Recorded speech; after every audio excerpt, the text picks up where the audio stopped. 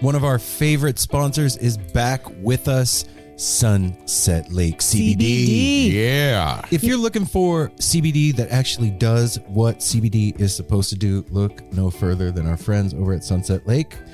Let me break it down. Break it down, Mel. They're sustainably farmed, meaning they avoid pesticides and use sustainable farming practices to preserve the land for future generations. 1.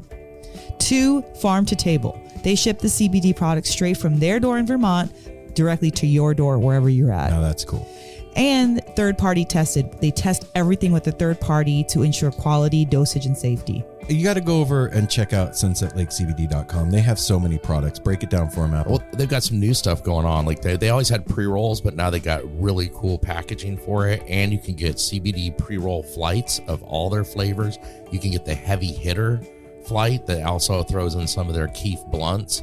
They have a new CBD recovery body lotion. I'm excited about that. Mm-hmm. And what was the other? The other one with arnica. The extra strength muscle rub, 3,000 milligram with 5% lidocaine. So look, Oh, yeah, if you're lidocaine. sore, this is the stuff you want to rub on your body to make those aches and pains go away. They even have CBD infused coffee, so you can have coffee without the little jitter that you get from caffeine, and you have it in the morning and you start your day off right. Your body feels lubricated. You're going to sleep good. Yeah, and also they have, if you kind of forget to reorder, they've got subscriptions. And they're giving the No Simple Road family 20% off. 20% off. Put with in the promo code NSR20 when you're checking out at sunsetlakecbd.com. You're going to get 20% off your entire order. NSR20. And don't forget those cute little gummy bears. That's right. sunsetlakecbd.com. One of our favorite sponsors is back.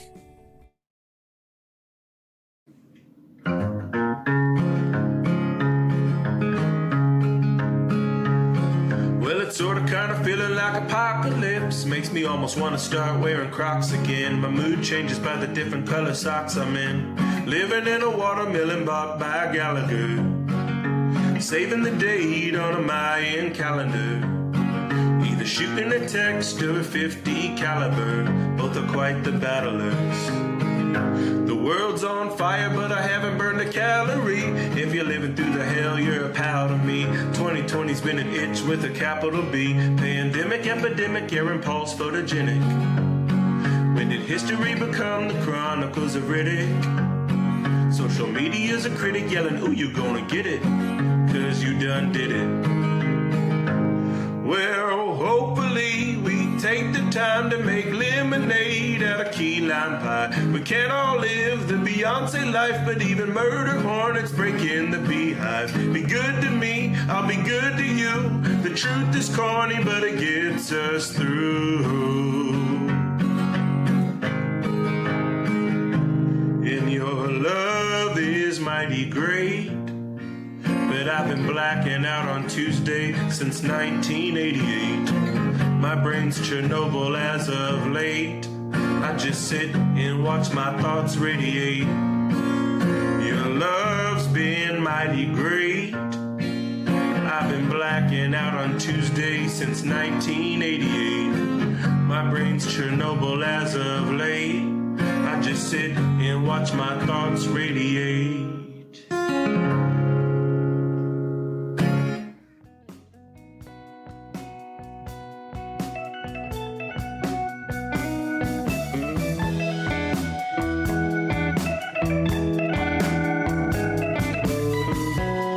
At this point, you're sitting at home and you're wondering what to do with yourself. Well, there's gas in your car. You live in Portland, or you live in Hillsborough, or you live in the Portland greater metro area. What you need to do is hop in that little mobile of yours or on your bike and go to Define Premium Cannabis. Why would they do that? Because there's 2 locations to serve you, one in Hillsborough, one in Forest Grove, and they have the dopest dope you ever smoked.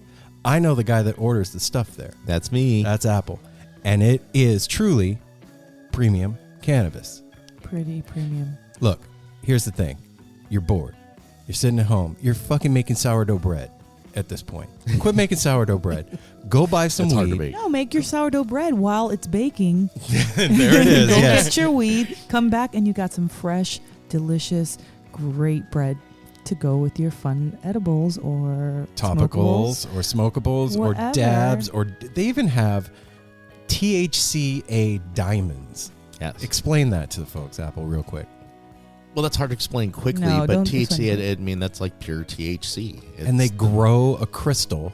I don't understand that process. We just had ones that took artifact extracts like 3 months to grow. That's insane. Wow. Yeah, they have to grow them, let them form. Like those kits you got when you were a kid that grew crystals. So they even have I don't understand magic the science. dabbables there, all right? And Yes. and when you go there, if you tell them that you're a listener at No Simple Road, you're going to get 10% off your purchase, a free T-shirt.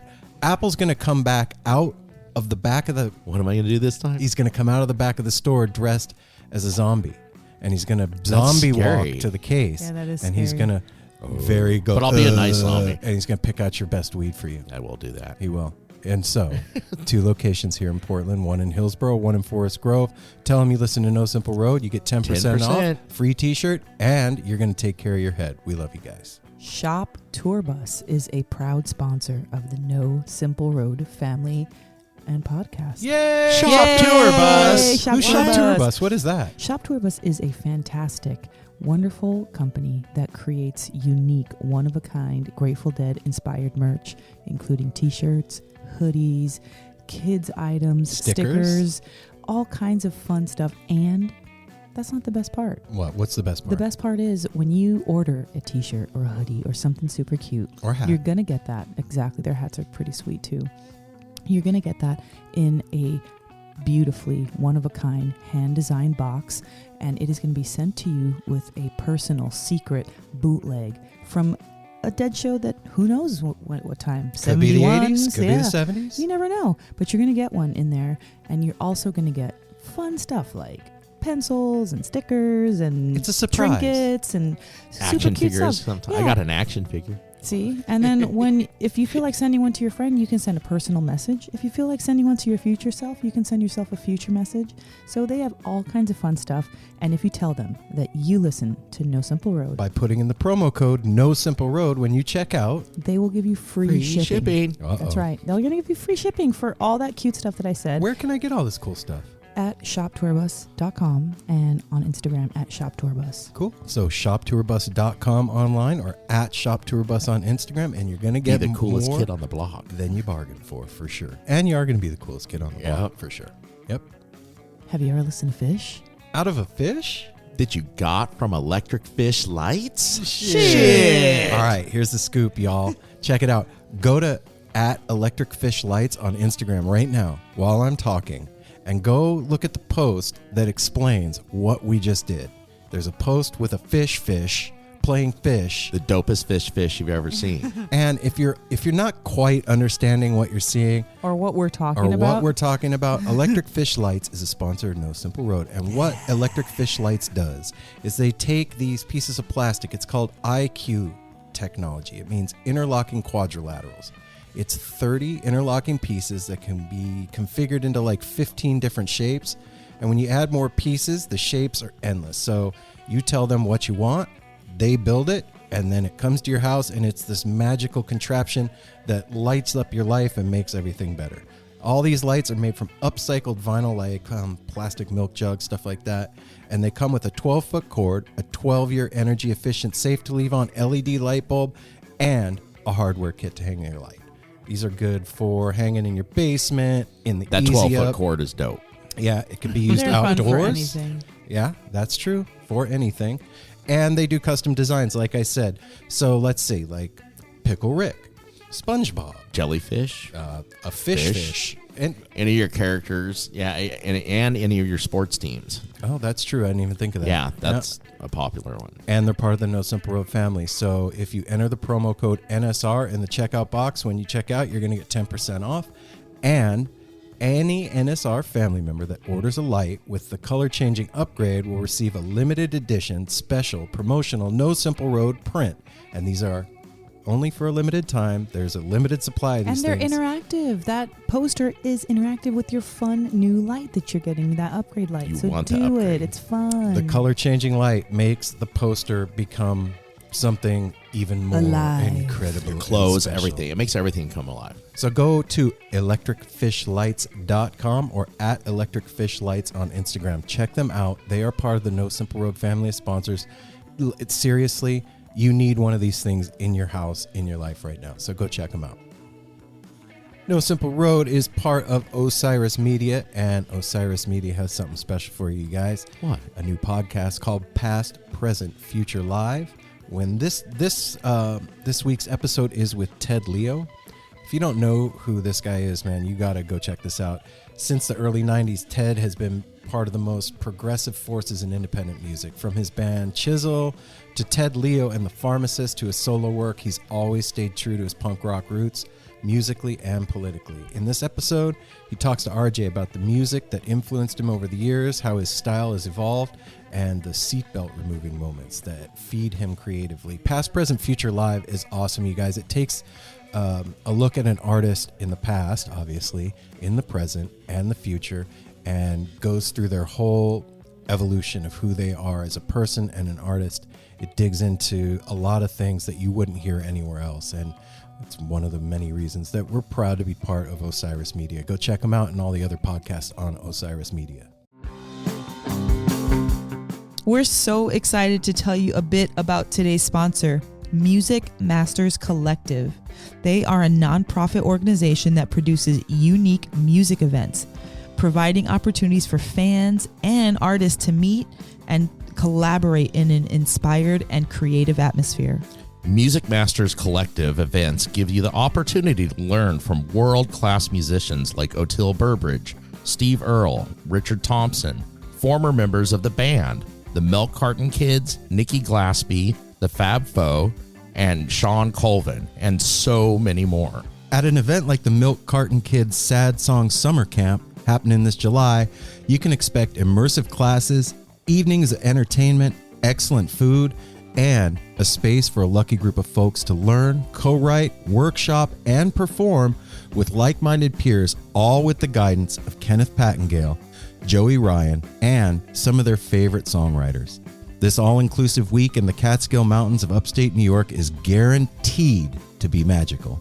Scholarships are available and spots are extremely limited, so visit www.sadsongSummerCamp.com/simple to learn more.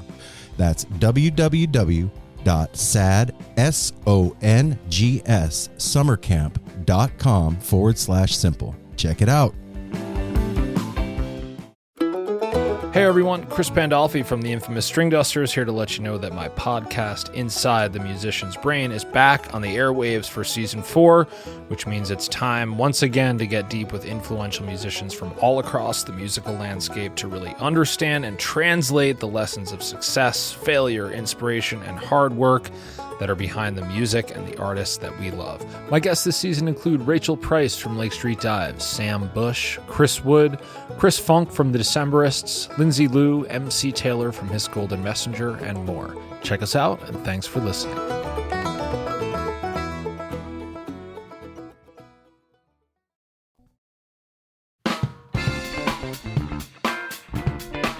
No simple road. No simple road. No simple road. No simple road.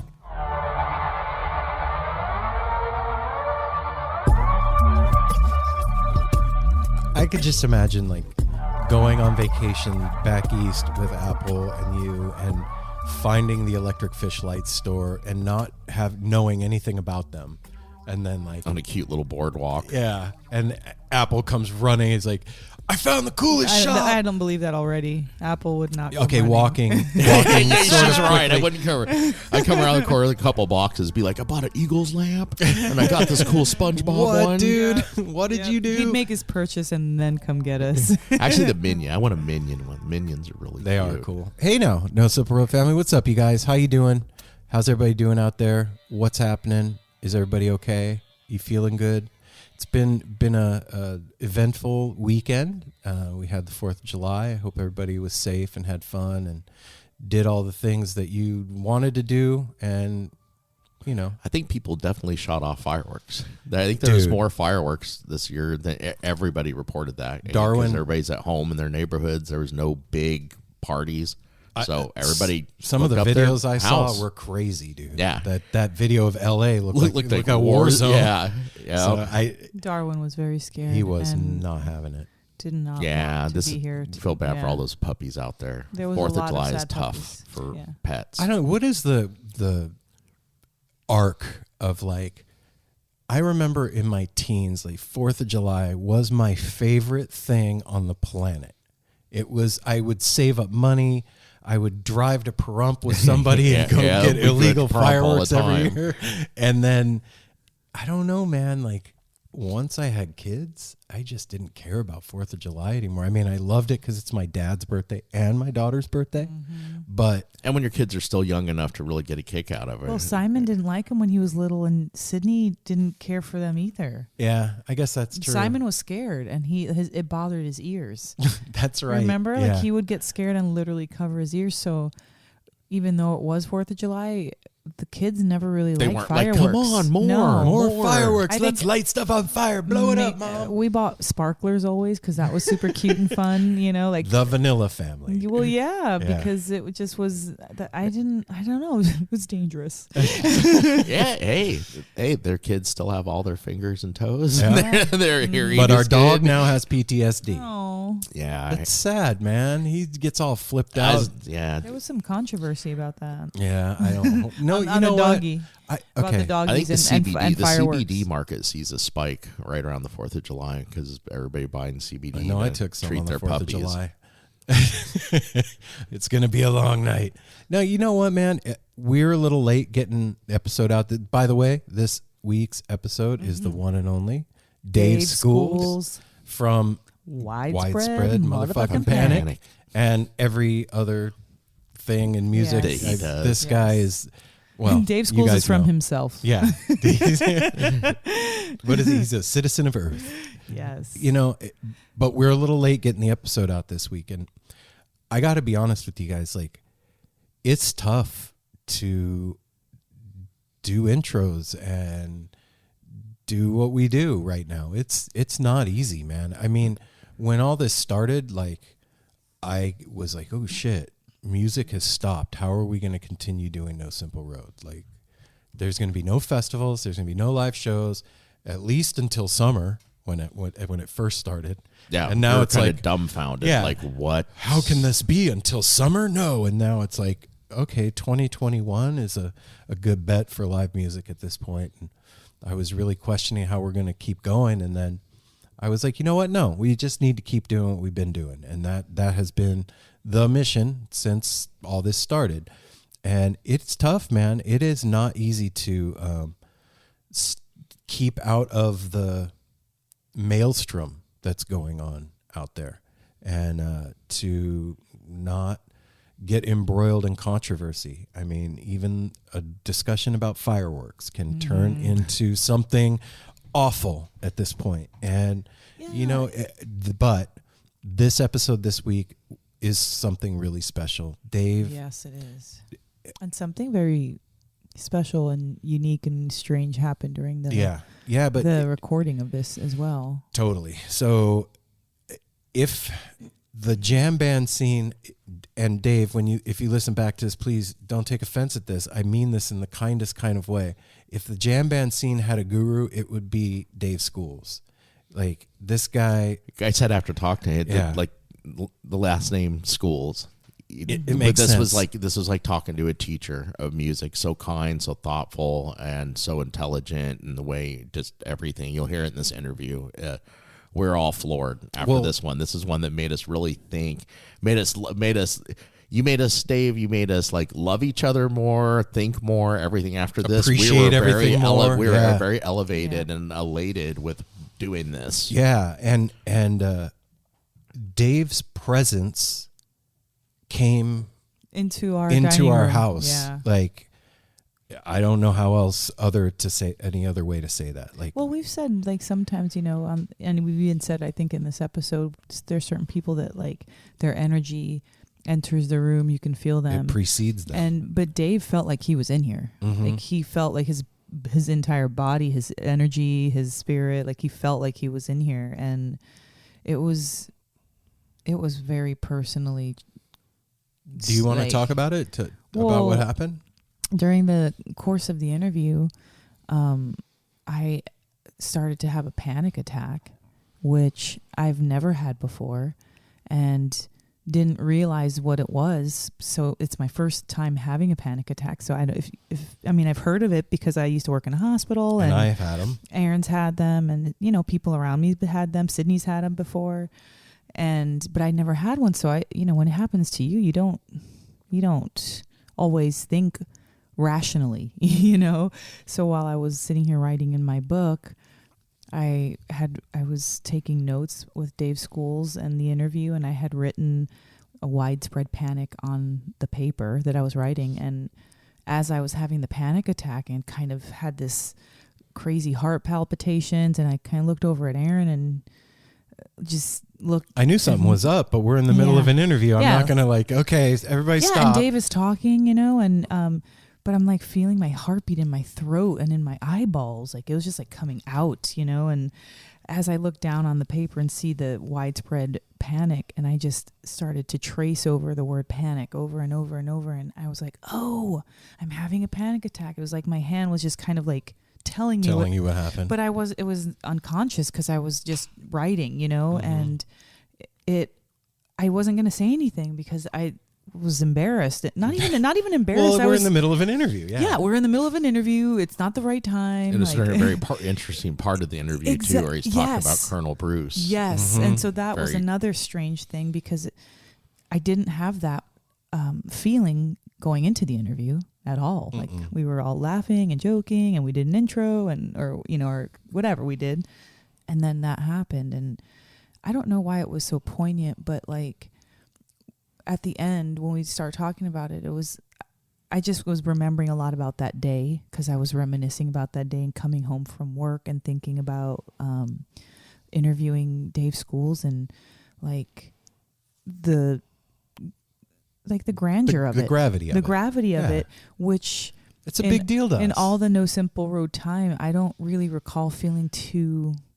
Even with O'Teal, I didn't know O'Teal's gravity when we first interviewed him. I didn't know how big he was in the scene, so it wasn't a big deal for me. It was a big deal because you were so excited, But this one, I know who Dave Schools is, and I know like all the bands that we love and that we promote and we have on the show have all his fingers has touched all of them. Right. And so to me, it was a big deal, but I didn't realize it. And I think during the course of the conversation, talking about Colonel Bruce and just what he was saying just triggered this thing. And it, like I said, my heart was just going so crazy, and I didn't want to ruin an awesome interview by talking about my panic attack. But there was so much tied into it, there was so I mentioned it when we were on the outro, which you guys will hear. Yeah, if you stick around to the end of the interview, you'll hear it. Yeah, and so we talk about it a little bit, and I'm glad I did. And I just wanted to say again Dave, if you're listening to the intro, thank you so much for just understanding and being reassuring and talking about it with me, because it made it like it was just a really strange, exhilarating, scary, weird. I don't even know what kind of feeling it was. And not to be too on the nose with it, but you had a panic attack while talking to Dave Schools from Widespread Panic that's named after a panic attack. That's what it's kind of. I didn't like. What is the? I mean, if anybody's out there and wants to take a shot at what kind of relevance that has. What's that about? Well, maybe Mikey showed up. Who knows? But yeah, I don't know. It was. I had one panic attack since then, but it was nowhere near as. You were listening to Chilly Water. No. I was at work and it was minor and it lasted seconds. But anyway, I don't know. I shared that, but there you go. There's a little bit of backstory about the episode and what you guys are going to hear. It's just, there's just certain people that are, I feel like are just tapped into a higher frequency. They exist in this liminal space between the psychedelic world and default reality, and they have a really good way of translating information back and forth. And I think that's part of the reason that Dave is so prominent in the producing music scene and doing everything that he does. Is he just it's this natural, it's just his personality, it's him. And it really, there's this huge vibration that comes from him. you can feel it when you're on the phone with them. And Jesus Christ, man, I can't even imagine hanging out. You know what I mean? Playing with them playing on with them on stage. It was stage. Yeah. just nice. It was so nice. It was nice to get to know him. It was nice to hear his stories. It was nice to hear his voice. Mm-hmm. And to like, And we made a friend. yeah. And Well, and that's this is even cool this is too. another way it's been fun, these interviews through this, because we really get to hear how much they're enjoying. They're missing the road and touring and stuff. But same with this with Dave. He's at home at a time when he normally wouldn't be. Talking about he gets to have peaches off the peach tree. He's usually gone for that, and it's really sweet getting to hear all these musicians talk about how much they love home. Their other side. They're getting some downtime. Well, and we're getting to know a very personal, deeper side of these people that we talk to. Yeah. In a different way than we've been It's able to different in than the when they're past. on the road and we're talking to them from they're on the bus somewhere or they're They're in the midst of the excitement and Yeah. They're the- home for 2 days and they're doing interviews while they're home or whatever it is. Like, that is not what's going on right now. No. And I don't know about you guys out there, but it's a very daunting thought to think that we're not going to have any live music until after New Year. Like, that's just an insane thought to me.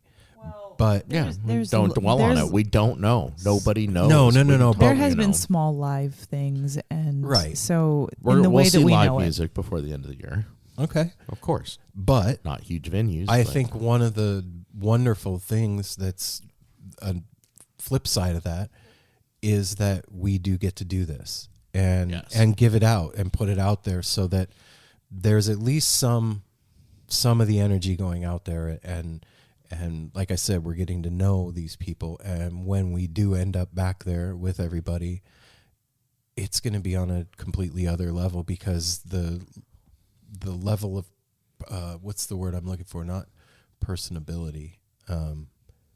Just the way that you know the artists that you listen to will have changed. You'll know them on a deeper level than you ever did before, because you've heard them chilling at home, and you don't get to do that. So, yeah, I'm excited for you guys to hear this, and we were super honored to have Dave on the show, and like I said, it was really cool to make a friend and have that energy in our house. It really did up the game for us, and not to I appreciate mention, it. during this time, the quarantine time, it has been really nice to just talk to people from our living room, from their living room, like just the different type of conversation that we're having with them. It's been nice, like just a different perspective, vibe. different vibe, different, yeah. Yep. It's homie. So it feels It's good, homie. you What's know? up, homie?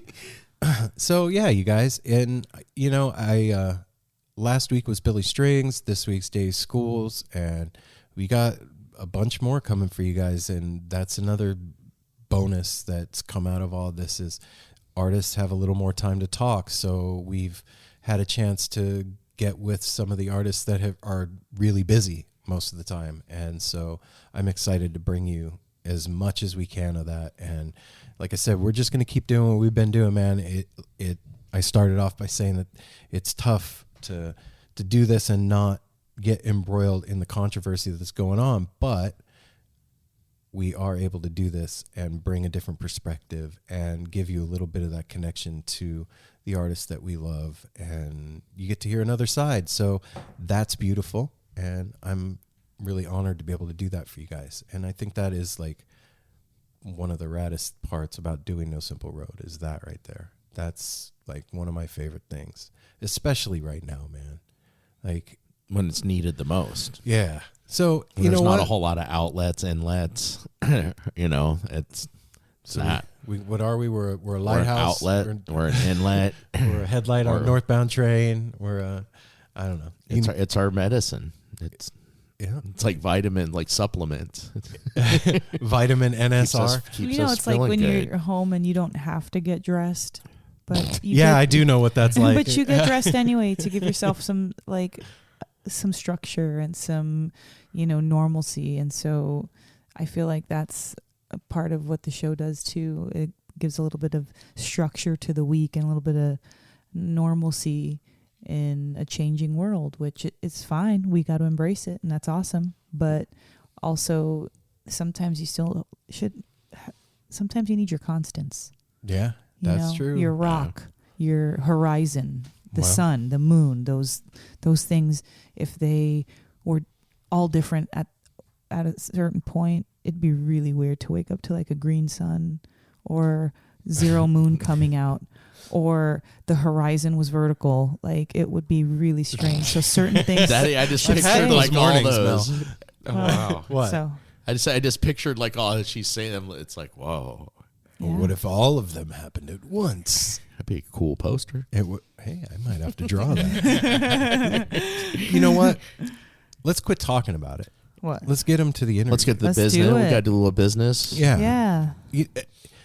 I don't know, man. It just feels. I feel weird today. I feel weird. You look weird. Thanks, man. I appreciate that. No, I do. I feel it. It feels odd doing this right now for some reason. I don't know why. Well, it's kind of funny because all week I've been hemming and hawing. Yes. So usually Aaron is the one who's like so precise about, okay, we need to record on this day. We got these interviews over here. Aaron just was, it's strange to see Aaron on the other side, the one that's kind of like, well, we could do it later. You know, tomorrow's fine. Yeah, You know what? okay. It's okay. In the middle of the week, it's cool. Like, All right, here's the deal. We were going to get you to the interview. You're going to have to sit through another few minutes. Just hang in there with us. So we partied on the day before the 4th of July and took sacrament at home. And, man, it wasn't worth it for me this time.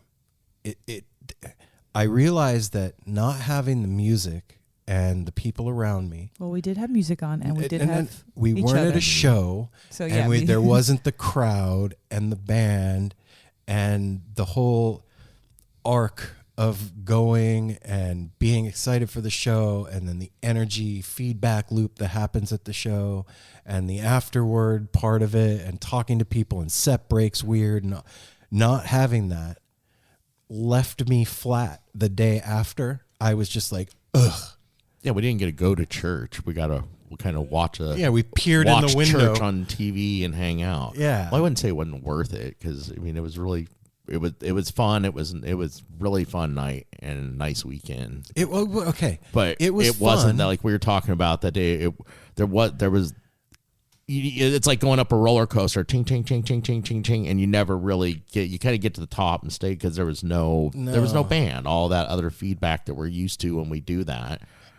But it was just yeah, and the next 2 days were just a slog for me. I don't know about you guys, but I had a rough time the next couple of days, which I don't normally have like that. That's bullshit. Not like that. Sorry. Not like that. Bullshit. You always have some kind of adverse. Well, yeah, but feelings. this was like, I was dumbfounded the next day. I didn't get off the couch. I didn't even put on clothes. I laid on the couch in my pajamas the whole day. It was very strange to come home from work and see you all jammied up and your hair. I just knew when I saw your hair, I was like, that was I all didn't even day. moved. I Yeah. laid on the couch and binged an entire season of a TV show. I don't He do never that. he I never don't do does that.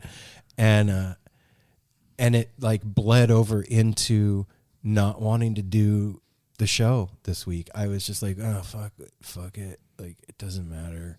What does it matter? And you know what? Fuck that guy. I don't want to listen to him. He's a drag, and he doesn't have serotonin. Yeah, Aaron and I forget talked that about guy. it, and I felt like personally it wasn't worth it either. And I don't feel like that I don't usually feel like that. I'm excited. I liked it. It was fun. There was a super sweet moment between the three of us. Yeah. And That was for like for the me highlight. that was worth it. That was the like highlight. But I didn't need that. I don't know that if it was because of the same reasons that Aaron said, like, you know, the excitement and the show and all that, but definitely the show, not having a show does it again, structure. Mm-hmm. You don't have a structure, like a focal point. And so because we didn't plan on like doing anything specific or interactive, We laid in the hammocks and yeah, listened which to- was that listened to was Fish. amazing. It was awesome. But it was amazing the next night when we laid in the hammock Well, and, you know, like I look at it too that at this point right now is when all of us, all of He's you talking out to you there, guys out there. us, we're supposed to be at several festivals by now. It was almost like trying to okay, we can capture a piece of their summer that's gone, and that doesn't happen without that.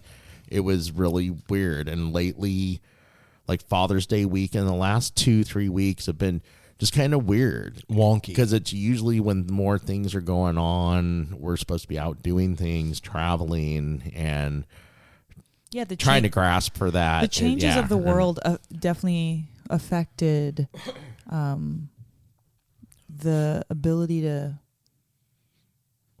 release, let go. Let go. Yeah, me too, a little bit. You know what? Now that you guys are talking, what that felt like, it was really fun. But it was like when we were in high school. Totally, it was like a high school home roll. Well, like you said, when you just said that, there was no struggle. There was no point of it. We didn't really have anything planned. It was spur of the moment. We listened to on Friday night, 2010 4th of July Fish. Yeah, it could have been silence as far as I'm concerned. I don't remember any of the music. It wasn't. You don't remember any part of Poster Nutbag? Not even a tiny bit. The dog? Nope. No. Harpua. Harpua. No, anyway. Yeah, that was like a high school home roll. So before we did that, weeks ago, I was contemplating taking sacrament, and I was like, you know what? Don't feel like I want to do that while all this is going on.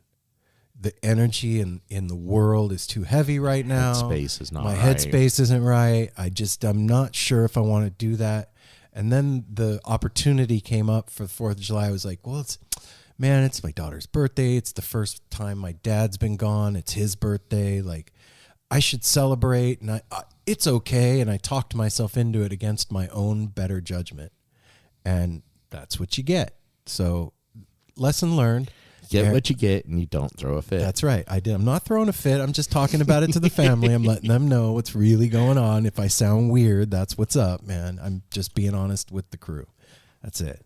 So, yeah, that's what's going on. My head's... That's nice of you to be honest, because it was like, what the hell is your problem? I kind of forgot that we did that, to be honest. Didn't. Like, for your behavior. You know what I mean? Like, to justify your behavior. Like, I was being naughty? What? No, like, what I mean is, like, it didn't even occur to me that would still be a residual from that. So... Typically, when we do that, usually it's 72 hours. I've noticed, like 72 hours later, I'm pretty much back to default me. But this one physically was rough and tiring, and left my head a little scrambled based on the energy of the world right now. Because, when you really felt like that too, like as far as like the energy of the world, you felt that. Oh yeah, oh yeah, like. The next day, that's why I laid on the couch all day. I was like, felt like a giant was standing on me energetically. Really? Yeah. Okay. See, I felt like it, like disassociative. It helped cut that off and kind of put up a force field. I was fortunate to but go that's to work not necessarily the best to thing take be my doing. mind off of it. Yeah. So I don't know. Do what you want to do out there. There ain't no rules, man. We're do just what sharing. thou will, shall be the whole of the law. We're sharing TMI again right now. No, we're not. Off. No, man. You know what? I think that's one of the things that is beautiful about what we do. Mm-hmm. What this show is like, wow, Aaron sounds kind of weird this week. I wonder what's up. And then Aaron will say, hey, this is why I'm weird this week. Or Melanie cries on the show. Apple, whatever. Like we're honest, man, and we're family. And if I can't be honest with my family, then I'm just full of shit. It's as simple as that. I'm not trying to put on a front or be a radio personality. I'm Aaron, So that's me. There you go, having a put on. That's me, Mr. Put On. All right. So thanks for enduring all of that fun. So for real, we're going to do the business this time. Check us out on Instagram at No Simple Road, Facebook at No Simple Road. And listen, I was just saying all this stuff about like we're going to be bringing you more artists and deeper conversations and all that stuff. Well, the way that we keep going is through patreon.com/No Simple Road. To everybody that's signed up recently, you guys are freaking awesome. We love you. Thank you so much, man. I wonder if Patrick got his. I don't know. Patrick, if you got your collage for your Patreon pledge, let us know, man. Thank you. Hashtag No Simple Road on Instagram, and we'll see it.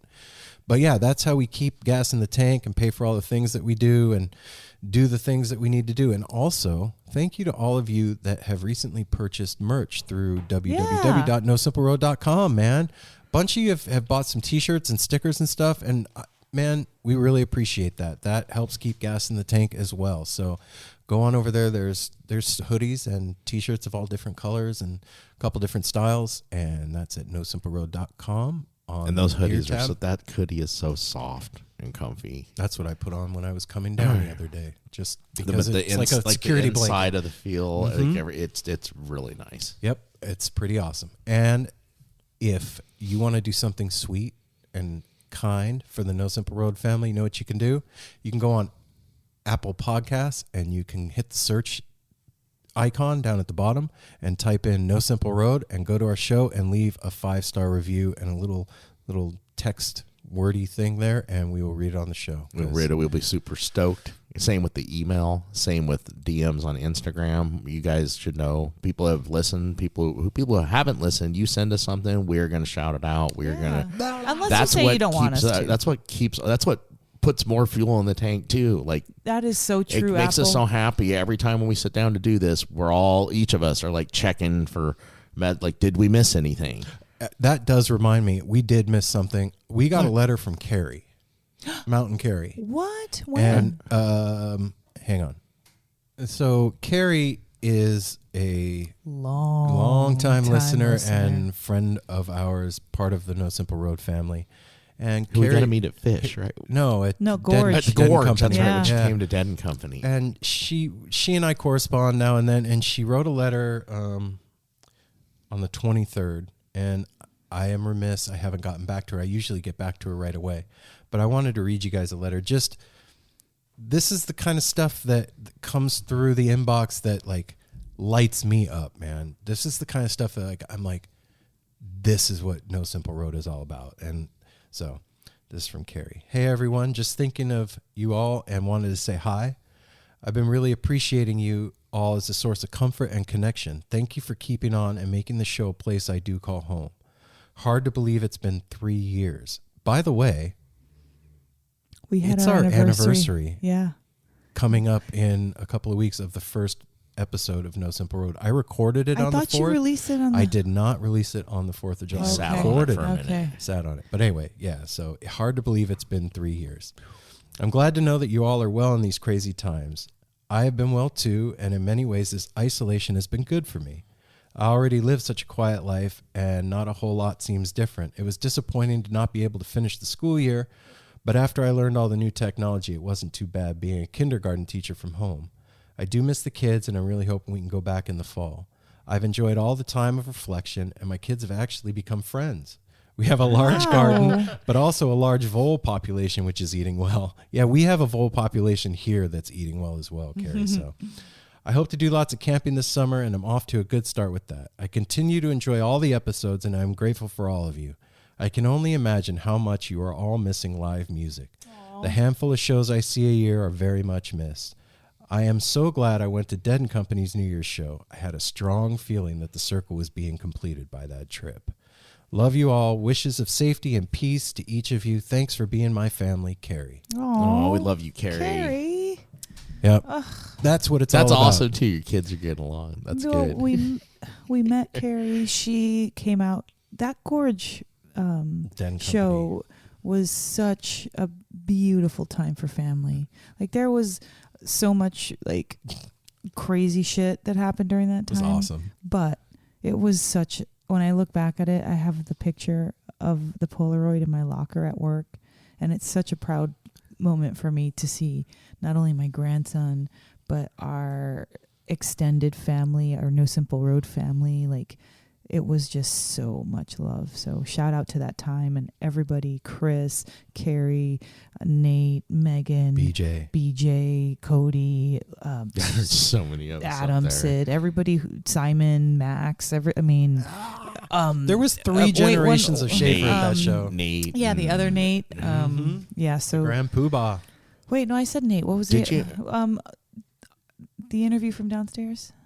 Kyle. Kyle and all. Yeah. So there was so many of Alex, everybody. Yeah, there was Alex, so many Sam, people. all their. It's crazy, man. So thank you. And because we just remember that it is our 3-year anniversary, Dave Schools, thanks again for being our 3-year anniversary guest. Wow. We couldn't have planned that better if we tried. Boom. So without further ado, The No Simple Road crew gives you Dave Schools.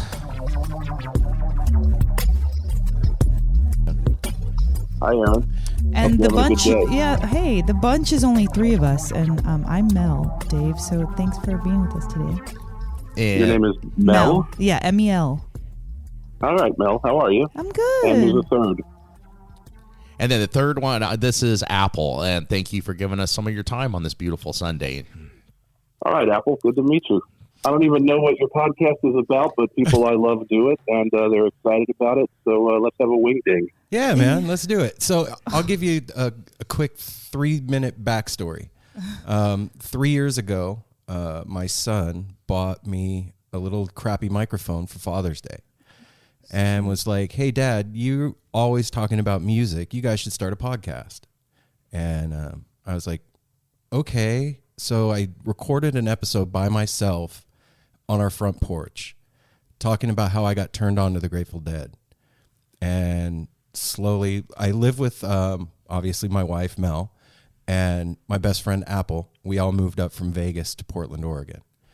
And so I interviewed them, and then it just kind of went from there. We started reaching out to artists, and O'Teal was kind of the first one that was a bigger name that came on the show that was helping us out. And it just blew up, man. Like, this community started growing around the show, and we started doing festivals and that kind of thing, and it's just taken off from there. So that's how we've ended up talking to all of your friends. Well, that's great. That's natural and organic, and that's how the best things always evolve. Yeah, for sure. And it's a trip, man. Like, when we first started doing it, it was difficult because the aspect of talking to the musicians that we've gone to see for all these years was so fucking huge to us. To you. To me. Mel's different, but to me. And, you know, through all of this 3 years in, I've really come to realize that we're all just people, man. And I was going to advise that, but I figured you'd come to that conclusion on your own. I'm getting there. Yeah. And it's cool to see that, like, we all kind of have this similar story and this thing that happens to us that makes us love the music so much. And I just want to say thanks for everything that you do for this community and for the music, man. It's astounding the amount of work that you do. Oh, well, you know, it doesn't seem like work until it's refracted through someone else's lens. But thank you. So you get paid to have fun?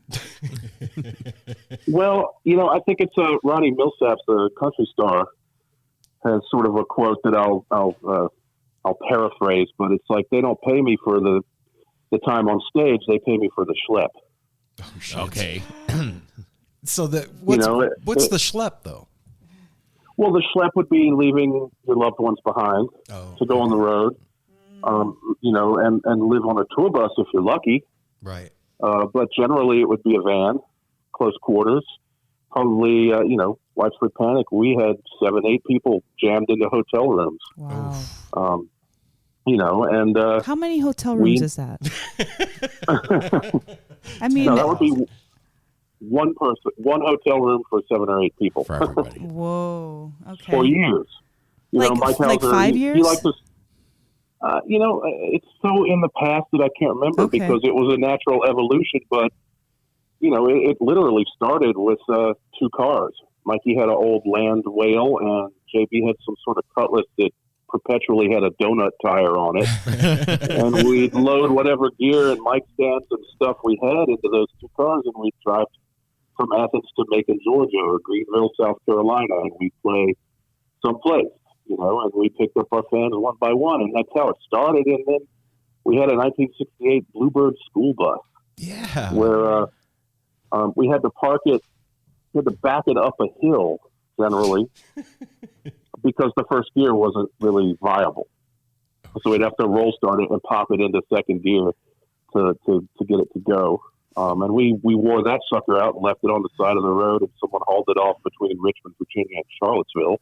Oh, shit. Wow. And so then it was a van and a truck, and then it was a truck and a bus, and then it was 3 trucks and 3 buses, but it was never ahead of, what we could afford and what seemed right for us. I remember the very first Horde tour. Does anyone remember the Horde tour? Oh, yeah. Oh, yeah. Apple's 52, I'm 48, Mel's 40. Okay.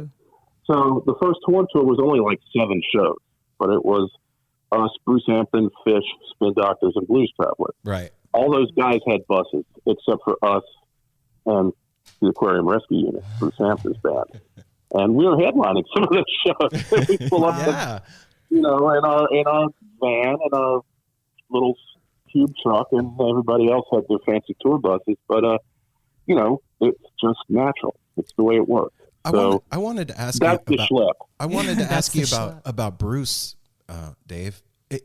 The musicians that I revere and hold dear have all in some way been influenced and touched by Colonel Bruce's influence. What was it about him that was so mystical? Well, you got 5 hours. Actually, yeah, I do. Really, I think mystique is something that comes as word of mouth. Those of us who were super close to him know that he was able to pull off things that indicated he was plugged into some higher elevation, some power outlet of the universe that's unavailable to most of us. And that's the kind of thing that builds the mystique. The parlor tricks that he'd do to sort of hide the fact that he was indeed plugged into something much deeper. Because being plugged into deep things, those kinds of people scare regular folks. Right.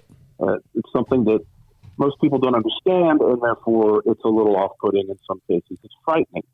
So Bruce would do things like guess your birthday, disappear a cigarette into the palm of his hand, all kinds of what I call parlor tricks.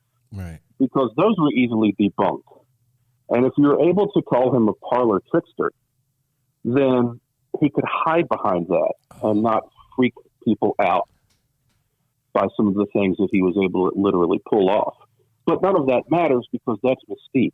And it's really not, I'm not going to spend our time talking about Bruce, talking about the mystique and the legend. Right. I would prefer to talk about the main onus of your question, which would be what is about Bruce that formed all of these musicians that you have so much respect for. Right.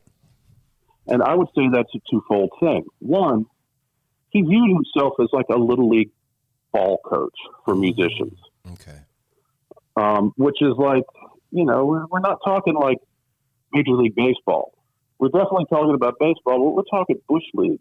We're talking single A, maybe double A kind of stuff. Right. We're talking rudiments of performance. And then the second thing, that he would have said that he was a wrecking ball for the ego. And I think that's the important part to talk about.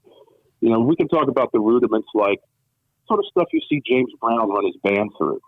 Super tight, no eye contact on stage, understanding it's a presentation to the audience. Right. That's showbiz. And he had that in spades. It was weird, but that's where he drew it from, were those blues and those R&B stars from the 50s and 60s. Okay. Now, the wrecking ball to the ego is the super important part, in my opinion.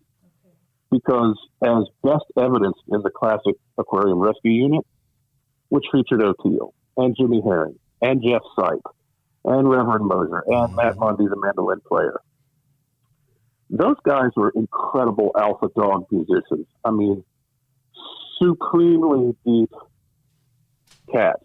Right. The kind of guys who could play stuff that almost isn't enjoyable to a non-musician because it is so advanced.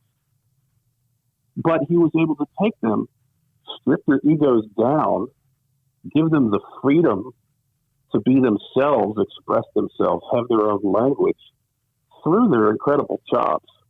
and still remain a unit. And, to me, that's the key word. The aquarium rescue part, that's the absurdity of Bruce Hampton. The key word of that group is unit. Right. And that's really his thing. And you can see, in people that he groomed from like young Trucks saying, there are only two people you need to listen to, kid. Nooserot and Gatemouth Brown. Right. Listen to those two guys and find yourself within those two mental spectrums. I think he did. Wow. You can, the last kid that was sort of on the bench was, Taz. Yeah. You know who I'm talking about, right? Yeah, Taz. Yeah, Niederauer. He was there. In fact, Bruce gestured to him to take the solo right before he collapsed on stage. Yeah, even the exit was extraordinary. The exit was the kind of exit reserved for shaman. Yeah.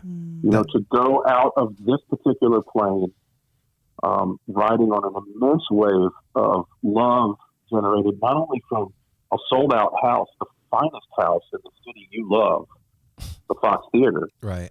sold out with people from all over the world who love and respect you, surrounded on stage by 30 musicians you had literally formed, students, Right.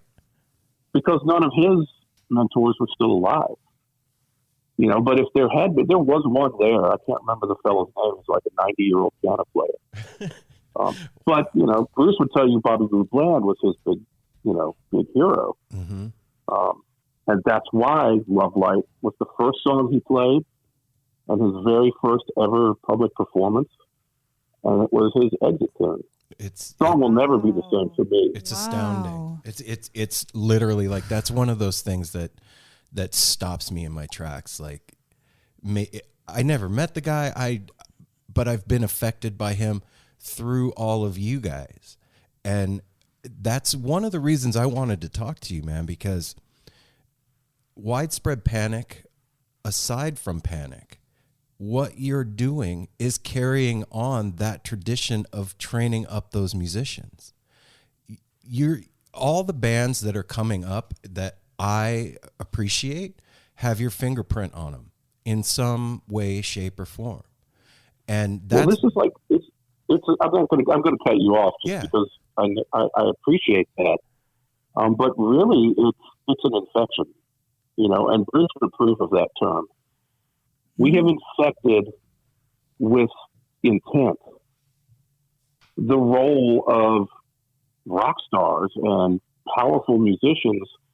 The intent is to go beyond the commercial, right? And that's an infection because part of the tapestry that was been woven from the early exploitation of bluesmen and the stealing of rock and roll from black people, all the way through classic, rock and roll with all the trappings of private jets and groupies. And this is all a tale woven to sell records. Right. We've lived in this like 50-year-old bubble that the MP3 and streaming has kind of finally punctured a hole in, where there were things that could be stole that folks could have and hold. And popular music was reduced to units. Units sold, little black discs that you could hold, and then cassette tapes, 8-track tapes, compact discs, shiny little discs. Well, now they just exist in the air, but Bruce's intent, the infection, was to not make that the point of being a band or being a musician, was to remind us that we have a sacred duty to heal and to unite people. And sometimes it takes just abject absurdity to pound that point home. And that was his hammer. It was really a hammer that was like a big rubber clown, hammer. It was a weapon that doesn't hurt. Absurdity, it's like, okay, if this is over your pay grade, then you laugh and say, that guy's like a weirdo. And you move on, you don't hate him. You're never going to say anything negative about him. But if he hammers your skull in the right way and you suddenly get it, that music is three-dimensional and it's a force of power to unite people, you've had your head turned, or you've really had your skull bashed in. Oh, yeah. But it's been done with love and absurdity. And to me, that's the important thing. So, when you say that, and thank you for saying that, man. our fingerprints are on younger bands, we are just sort of, we're reinfecting the next generation. I'm so lucky, and we're all so filled with gratitude to have had Bruce sort of come like a wrecking ball into our lives. And for Panic, we were really young. In fact, it was Bruce that delivered our compact discs of our first record. We were playing a gig at some girls' college called Agnes Scott in Atlanta, and we were sound checking, and here comes this guy with a box of CDs from Landslide Records, a little indie label out of Atlanta that first signed us. And to me, that was just like every step of the way he's been a part. And Bruce is very fond of saying, without you, I'm nothing, and with you, I'm nothing. And that's, it's a riddle. These are poems, Yeah. He was perpetually, and sometimes just visually, like the just watching the man pack up his gear was like a riddle and an enigma, and it was both humorous and it was absurd. And if you search far enough into the internet, you can find footage that like Dwayne Trucks took. Dwayne and Kevin Scott took footage of Bruce packing up his gear one night, and it's the most absurd thing you've ever seen. Whoa. And it carries so much gravitas. But it's like I said, I could go on. No, it's one of those things that's multi-layered, and that is the very thing that draws me and these guys to the music and the scene. It's that essence of power that when we all get together and the music's playing and the band and the audience connect on that level, that something else happens. You can stand outside of it and watch it and say, yeah, that was a great concert. But if you're on the inside of it, and like you said, if you've had your skull smashed in with that hammer, then there's something completely different going on. That's right. Yeah, man. And that's the beautiful thing. That's what I was saying to you about these younger cats is like, we just talked to a band yesterday. They're called Mojo Hand. They're from back east. And they're young guys. They're 20. I don't think any of them are older than 22. Only one of them's old enough to drink. Right. And these guys get it and are doing it for the right reason. I didn't hear one of them say, I want to make $1 million and sell every album on the planet. It's a lot more reality these days with that. Yeah. But with the way things are right now, like you said, with the internet and with the social climate the way it is right now, do you think that the role of the musician changes in times of strife like this? Or do you think that essence of what it is to be a musician and carry that torch remains the same? Well, I think that any outside force is going to exert itself upon an individual or a small group trying to render art. So what's happening what appears to me right now from my lockdown position in Sonoma County, right, is we have a spate of black artists. And some of them have passed on, but there's a lot of awareness going on about these messages. It's like 50 some years ago, Marvin Gaye asked what's going on. Yeah. That message hasn't changed. But there's a great awareness, I think, especially with young people, millennials. I hate categorization. Right. Let's just say a lot of people are awakening to what's between the lines in those kinds of questions. I've seen a lot of people posting videos of Simone talking about the role of the artist. Right. He's not specifically talking about the role of a black artist, although that may be heavily laced through the music she's left us. But the role of the artist is to reflect society. So when there's some brutal awareness happening and a call for change is being picked up like a clarion call by folks that may have not necessarily been aware of it as long as some of these black artists, I think the obviousness of the need for change is going to exert itself on younger bands. And a band like, what did you say they were called? Mojo Hand? Yeah, Mojo Hand. Guys, they're not even old enough to drink. They obviously realize the power that's inherent, even if it's just good times, of playing their music together, there's an openness, a reception to the energies from without. And that energy right now is so incredibly palpable. It's got the attention of the world. Yeah. The righteousness of the need to awaken is going to find its way into music. Some people are going to say, my role is being fulfilled. Some people are going to say, finally, they're listening to what I've been saying for a long time. Other people are going to snap and wake up and go, oh my God, I've got a responsibility. Right. I think it's part and parcel of understanding what it means to go beyond trying to sell records, make a living. You know, we all want to make a living playing music. Very few people actually do. Anyone can make a record nowadays. That's why there's so much mediocre music out there.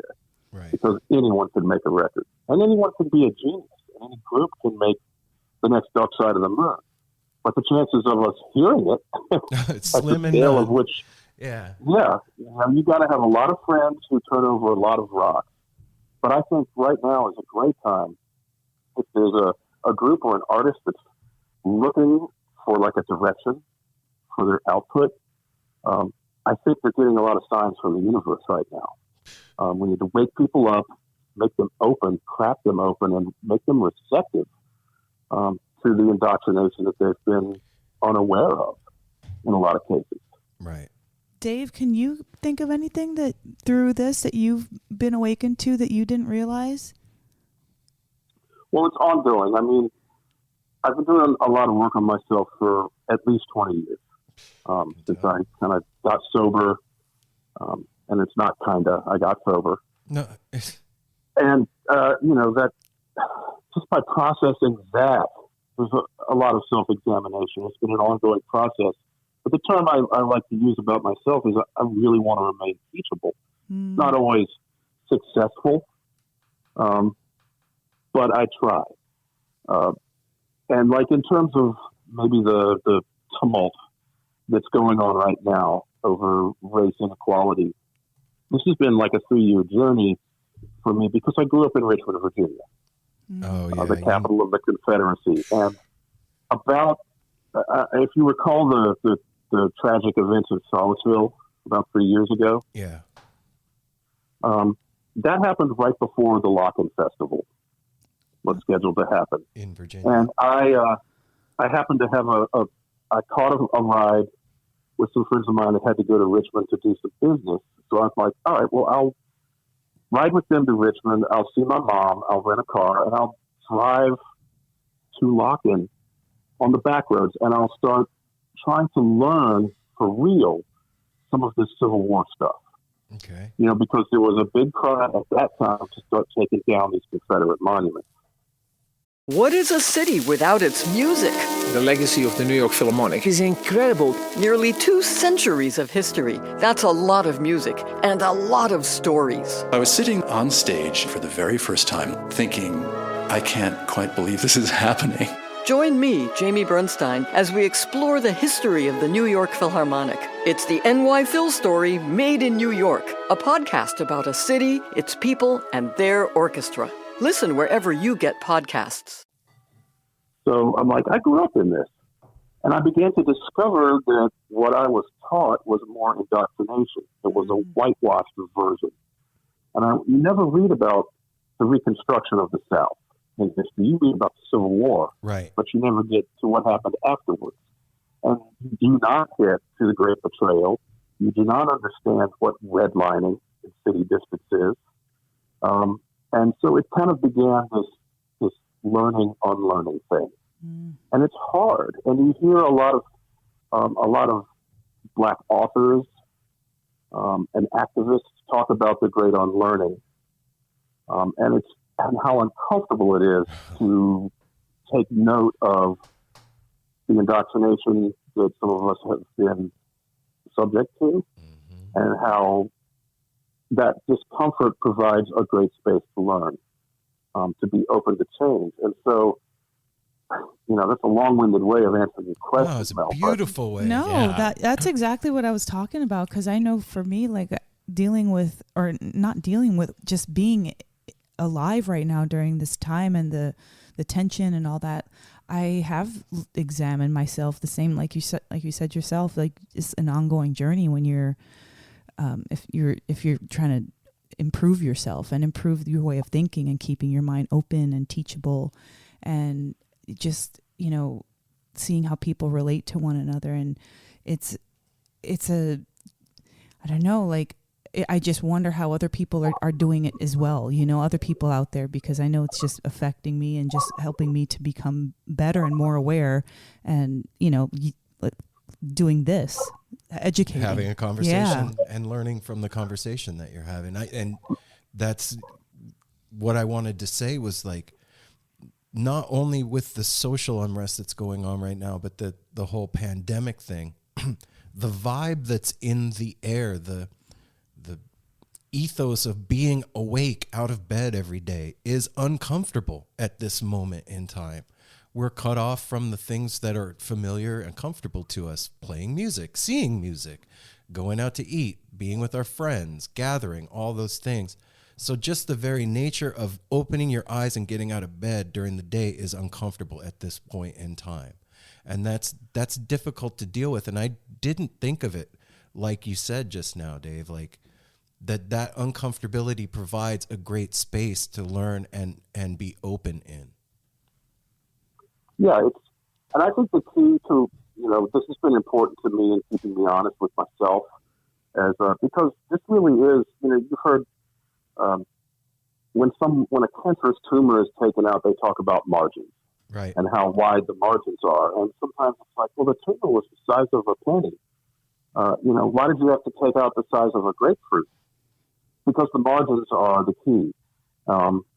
And that's why it hurts so much. You know, for me, I'm like, oh, they're taking down the Robert E. Lee statue in Richmond, which is like a part. If I think about Richmond, that's one of the images that's in my head. I was born there. Right. I was born at Stewart Circle Hospital, where there's another one of those.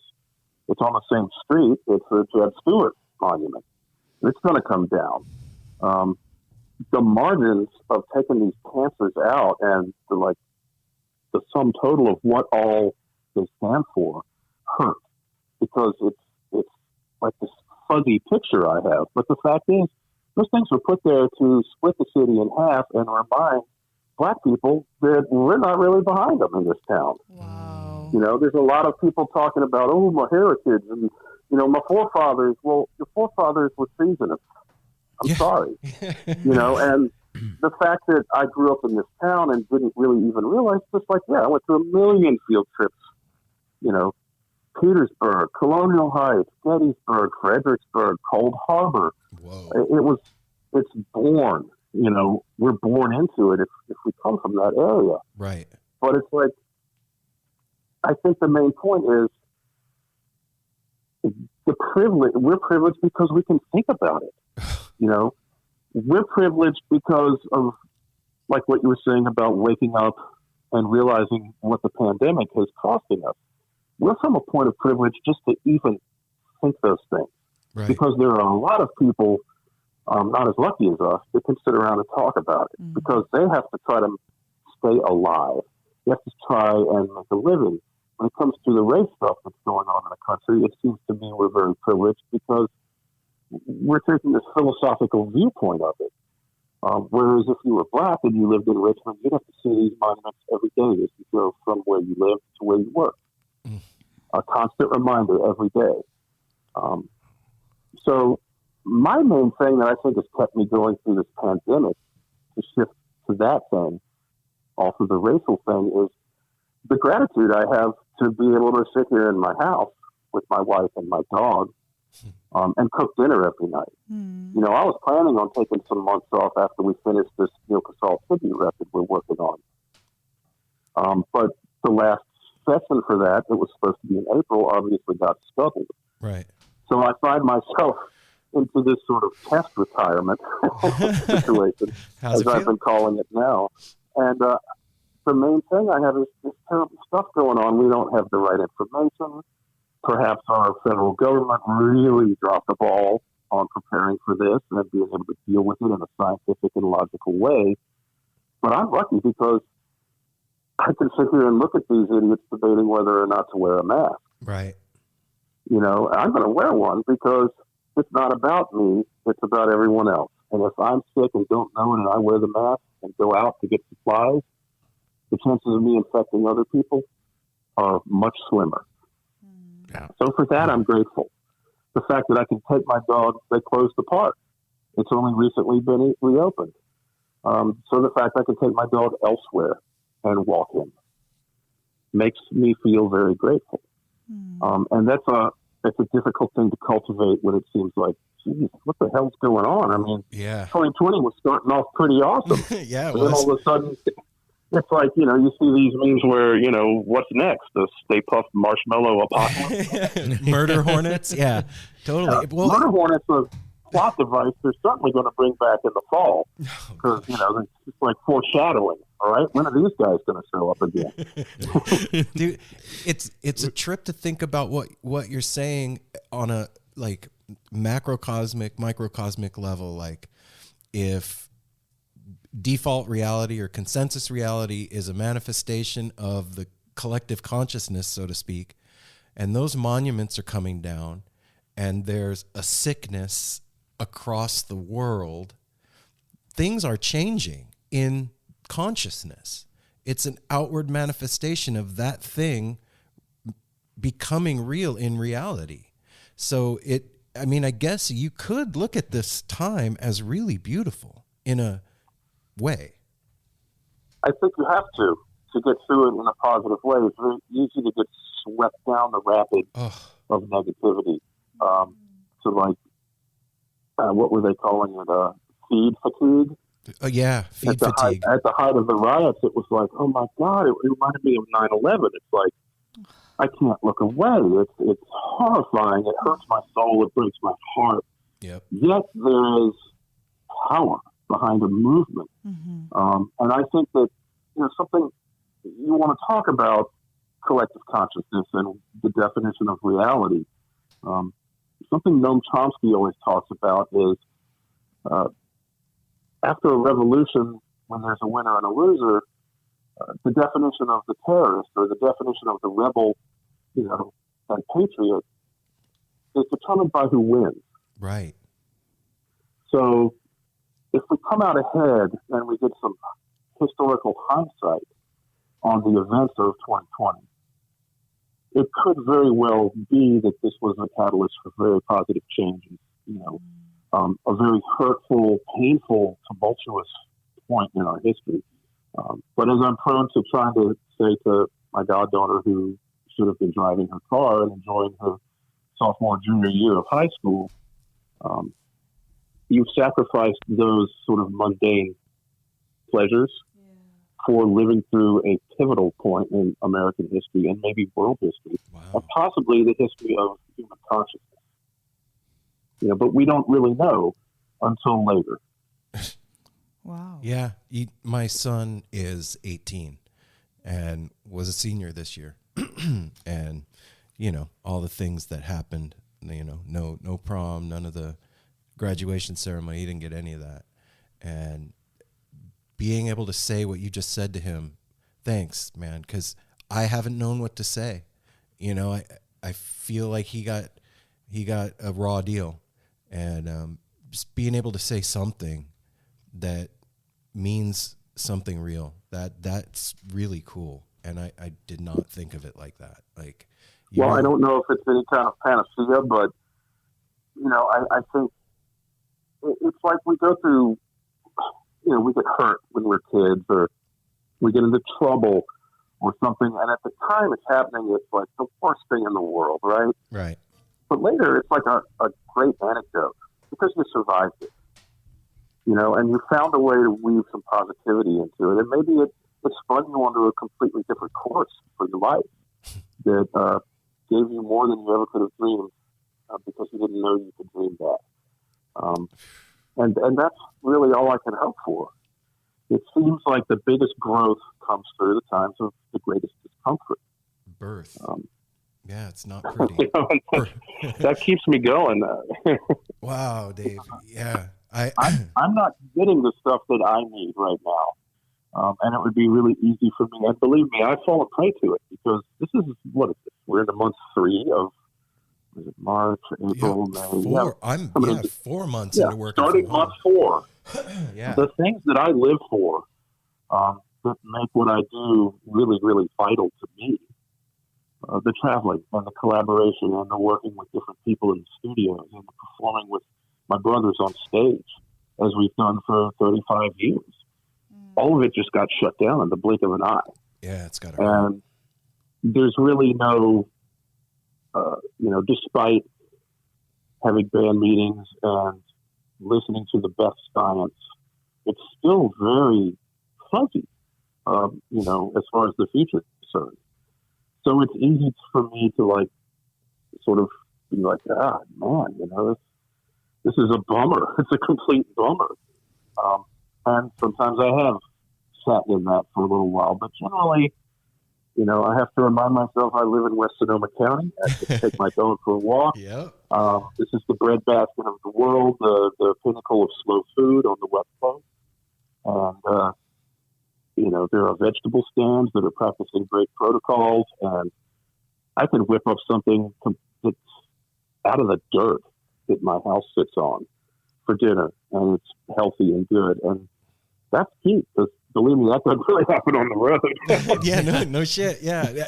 I actually said something similar to Mel the other day. We were outside on the porch talking, and she's like, "How you doing, babe? Your eyes, you look a little tired and you look a little nuts."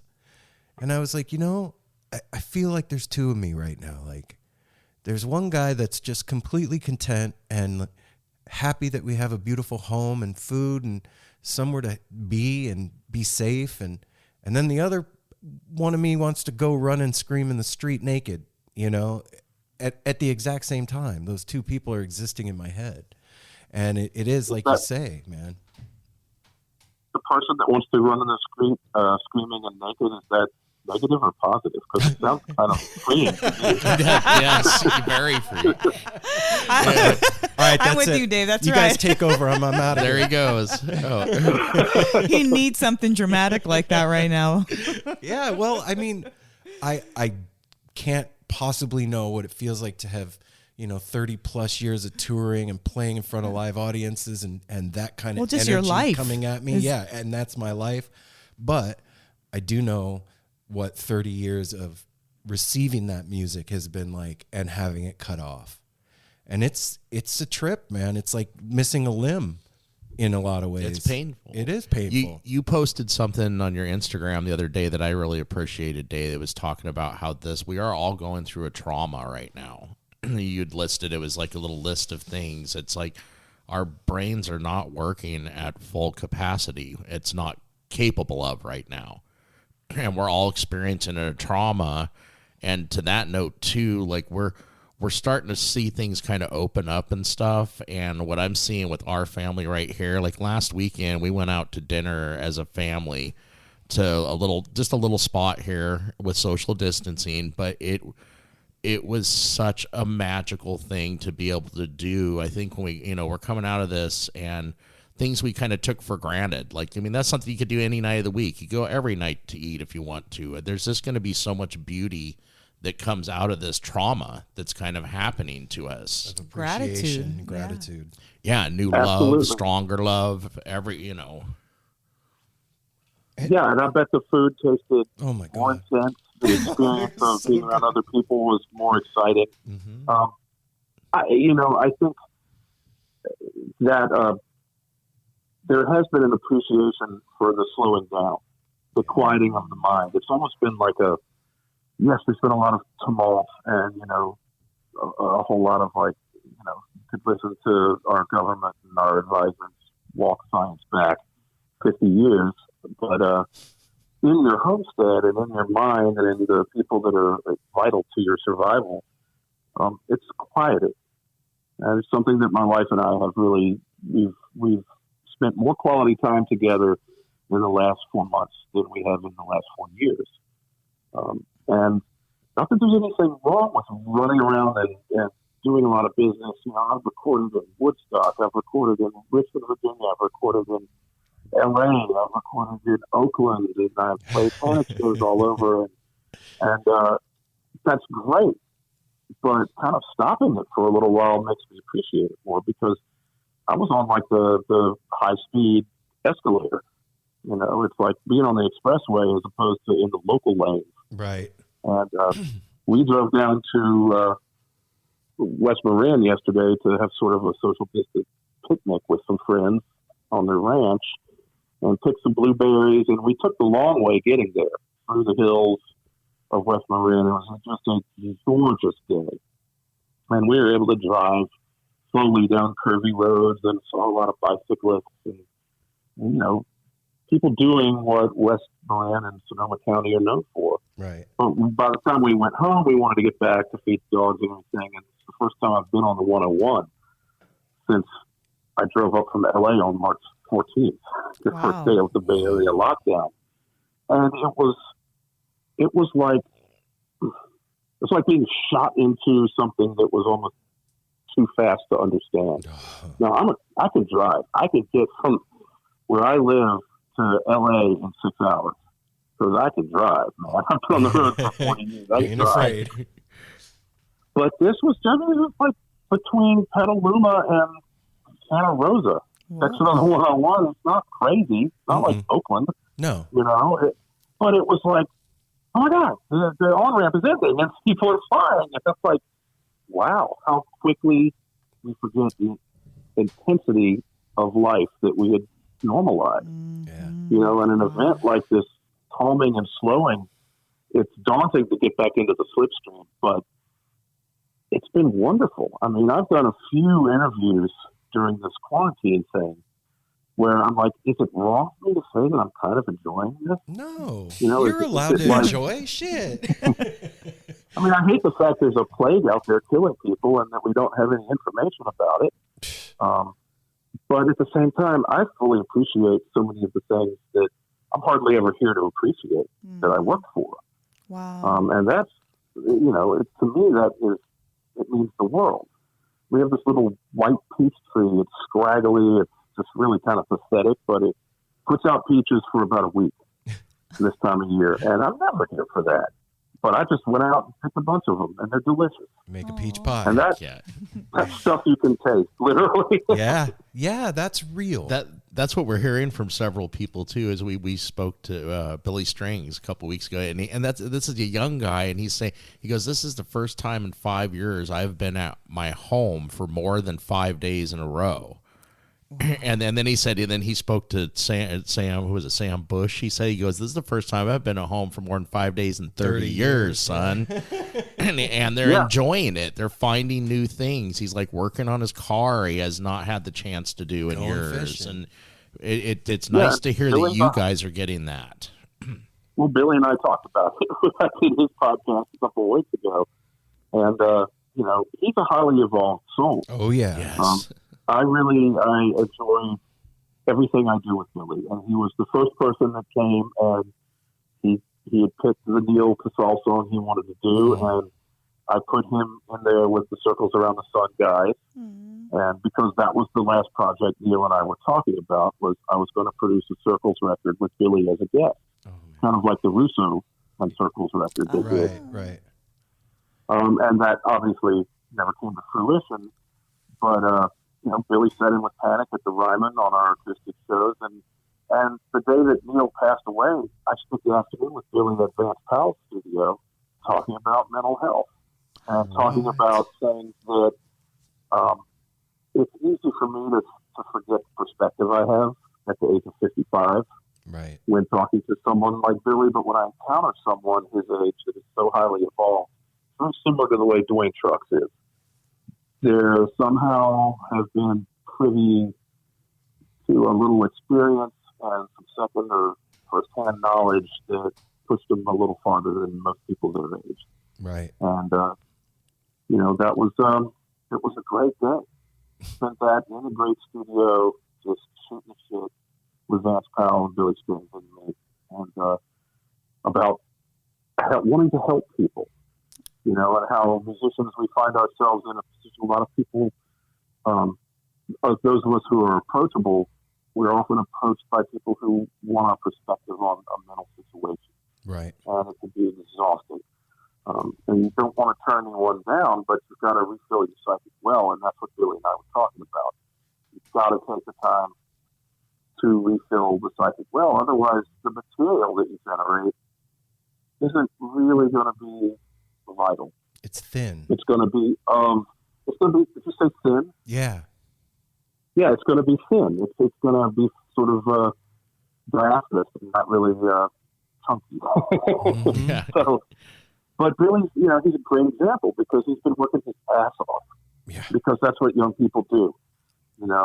He's on this voyage of discovery and an ascension, the likes of which a natural ascension, an organic ascension, which I'm going to keep weaving into our conversation because that's where we started. Right.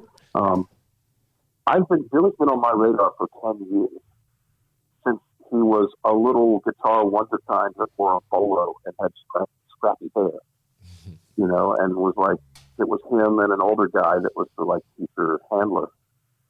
He was like a bluegrass prodigy. Yeah, prodigy. And I've watched him sort of naturally by exposure open up to different ideas. He was always a little metalhead, but, he was following this tradition of bluegrass and songwriting. And now he's at this point where he's a legitimate artist.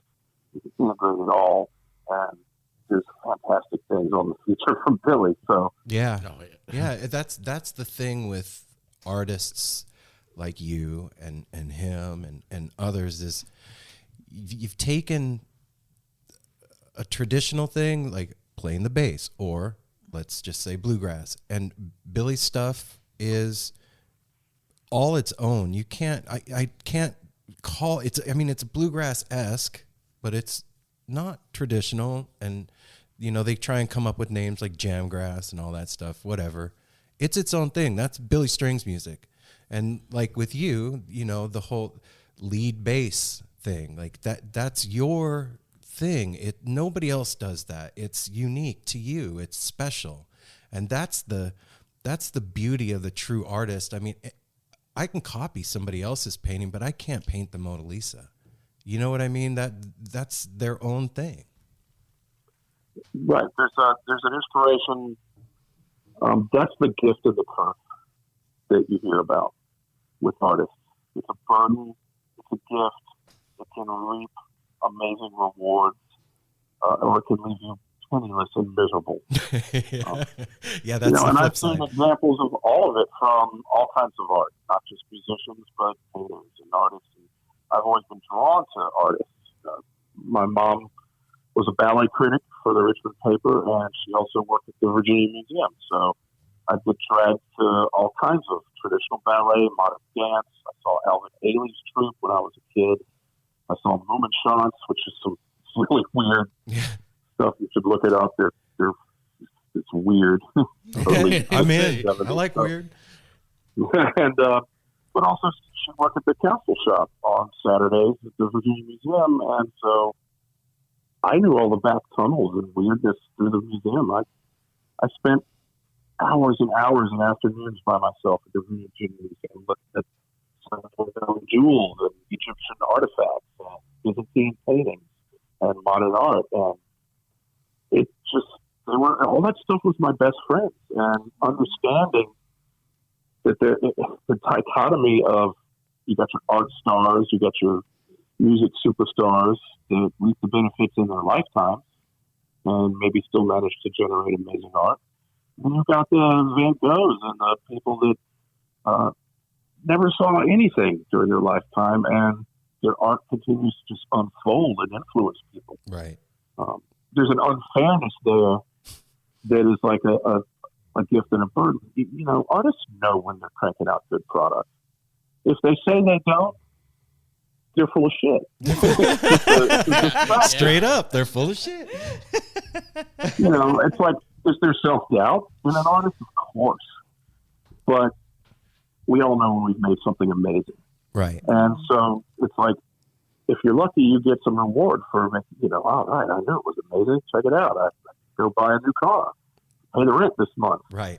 Or it's like, I made something amazing and no one even sees it. That's soul crushing right there. See it. That's hard. And it is hard, but we don't have any other recourse. That's the thing. I mean, we have to do this. If I hadn't found music, I would probably be the most miserable, mediocre writer of prose or essays, or I won't even call it reporting, because what passes for news isn't anything. It's just opinion, propaganda, and spin. That's why I got out of journalism school in college. And that was 30, I don't know, a long time ago. It was another life. Yeah. It was another life. But I mean, I was fully prepared. Music was my best friend growing up, as were books, and as was art, and books about art, and books about music. And I got lucky enough to have a high school band. Some of them still play on the weekends. Some of them play for a living. But I went to school to be a journalism person. Wow. And I left my guitar at home. Whoa. But I can tell you one thing: when I got to Athens, Georgia in 1983, when I went back home for Christmas, the guitar came back. and that was it. And really, that was it. It was about, I had already met the people who were going to put me in touch with John Bell. Right. We were playing hacky sack at the time. But there was a brief period of my life where I was like, this is a dumb dream. I'm giving it up. I'm going to do something concrete. I can write pretty good. And everybody and their brother was suddenly interested in journalism school. You know why? Because cable news. Oh, it wasn't just Cronkite and Brinkley and the three channels. At that point, you had TBS, WGN, and CNN was starting. This is the early 80s. So all of a sudden, everybody's like, I could be an anchorman. The punk and so the journalism school was huge at the University of Georgia. There were a lot of it's like, these people aren't reportage nerds. These people aren't creative writers. So anyway, I'm sorry for the sidetrack. No, hey, you know what? This is what it's all about, Dave, is the whole thing. Thank you so much for spending time with us during the quarantine and giving us some food for thought and some fun stories, and just thank you for all of it. We appreciate it. And I just, like I said in the beginning, man, I see what you're doing out there. Who the hell am I? But I appreciate you, man. I really do. And I feel it, brother. It's alive, and it's awesome to watch. You're making awesome shit. Yeah, you're making awesome shit. I'm just letting you know. Thank you. Well, I appreciate it. I have no intention of stopping. And, right on. Good. That's what we can't wait for, and I'm sure you too, is to see the magic and the beauty and the love that comes out of all this. Yeah. Everybody's just cooking like this awesome stew right now that is just gonna spread all over the world. Widespread motherfucking panic. You're right. This is the thing. I mean, there's no way any creative person can stew in this. No. And not, these are new spices. Yes. Yeah. Oh yeah. This is new spice for me. That's for sure. Everybody's home cooking up something new. Yeah. This is history right now. It's just like between the racial awakening and this worldwide pandemic and the economic disaster that it has wrought, this is some serious artistic inspiration for creative people, no matter how they create.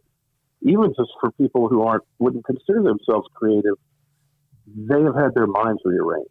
Mm-hmm. If I polled you three, has your mind been rearranged? Oh yeah. Yes. I have to admit this. During the middle of the conversation, I literally started to have like a panic attack. Like I started to feel my heart really beat very, very fast. Really? Yes. And I didn't say anything. And then I looked down, and I have like a little journal next to me, Dave, when we talk to people, and I had written widespread MF panic, right? And I looked at the word panic, and I was like, oh shit. And I just was able to breathe through it. Whoa. But that's never happened to me before in any other Dave got real. Anything. And it was when you were talking about Colonel Bruce. So I just wanted to throw that out there, because I literally was having my heart felt like it was in my throat. And wow. I wasn't going to say anything, but I don't know. It just came out. Well, that's amazing. And thank you for sharing that, because, that's the epitome of discomfort occurring to you. And I'm glad that it was Panic. And here's the thing that it came into my head when you were describing your experience. We called ourselves Widespread Panic because Mike Hauser suffered panic attacks. His nickname was Panic, and he thought he was having a heart attack. But it was really just anxiety, severe anxiety attacks. And so one day he came home from class on the campus. He goes, I saw a poster for a like swing jazz ensemble that's playing at the Tate Center. And they were called the Widespread Depression Orchestra. Oh. And he goes, I don't want to just be Panic anymore. I want to be Widespread Panic. And we finally had a name for our band. Wow. But panic attacks aren't heart attacks. And so maybe what they are is like, it's just an opportunity for a realization. Yeah. Why am I, why would me talking about Bruce give you palpitations? No. Well, you know what, Dave, I don't know. I just in the moment of you just asking is like the show, it's brought a lot of realizations because, musicians, you guys have so much time to think and create. So you do have you are on a different frequency when you guys talk to people. And Aaron and Apple have been going to concerts for years and years, and that just was never my thing until recently. And so they have a lot of like they know like the stats of who we're interviewing and like all of the background stuff, and they get all nervous, and I just don't get nervous because I don't know I don't know them. I don't know you, right? Like, so why would I get nervous? But I got nervous. I got nervous about you because all the people that, like Aaron's mentioned, Mapache, Frasco, Circles, these are all the people that I just meet and fall in love with. I'm like, oh my God, they're so sweet. And then here we are talking to you, and I guess I just had, I don't know, it was just like this. I couldn't believe I was talking to you. I couldn't believe it. No, but not just that, but the connection with Colonel Bruce, and I was just writing the whole 6-7 degrees to Kevin Bacon, and I'm writing down Billy Strings. We just interviewed them. Annabelle, Frasco, George Porter Jr., Circles, Mapache, Pacific Range. These are all, like Aaron said, all these people that you're involved in, and it just, I guess it would it struck me. Yeah, it struck me, and it made my heart it made my heart go pitter pat. Oh, well, that's good. That's I'm sorry if it's masqueraded as panic. Well, because I wasn't scared, but I recognized my body reaction. You know what I'm saying? I get it. No, I absolutely get it. And sometimes it gets me so hard that I'm at a loss for words, which might sound unbelievable because I'm not known for being at a loss for words, but I understand how you felt. And that's the way it affects me when it happens to me, is I just suddenly I lost my train of thought. And sometimes I have to pinch myself. I find myself in situations where I'm like, I brought this situation about. Yes. And it's happening. And all of a sudden, I wanted Frasco to, I've been trying to do more work in Richmond, Virginia, because my mom's there and she's elderly, and I like to keep tabs on her. Yeah. And I love my old town. And it turns out there's an amazing group of people. Matthew E. White, Bass Bomb. They have a studio. They have a house band that is the house band for the studio. Mm-hmm. And it's legit, and they're so cool. And so I wanted Frasco to go there. I usually work right here where it's pretty cheap at this chicken farm studio called Prairie Sun. But I'm like, the reason to go to Space Bomb is if you want strings. Because there's an arranger, Trey Pollard, who is part of the group there, that works with the Richmond Symphony and has done strings and for all the artists that they sign and that they back up. I'm like, we got some songs we could put some strings on. So he agreed, and I had one of those moments. Like, I've been wanting to work with these guys from my hometown. I've met them. They're incredible. I love Andy. I love working with Andy. He's got an energy and a vibe that's unparalleled in these days. And bam, all of a sudden, there we are. At Space Bomb. I'm like, wow, okay. wait a minute, what did I want to do? I forgot shit, completely. Oh, yeah, you guys go play music. We'll see what happens. But for a second, I forgot because I was overwhelmed with, just the like intensity of the shared vision of recording and creating new music. Oh. It's amazing. Thanks for sharing that thank you, Dave. That I just I feel good about it. Like I felt better. Like I guess I just needed to say it to you while you were on the phone before we hung up.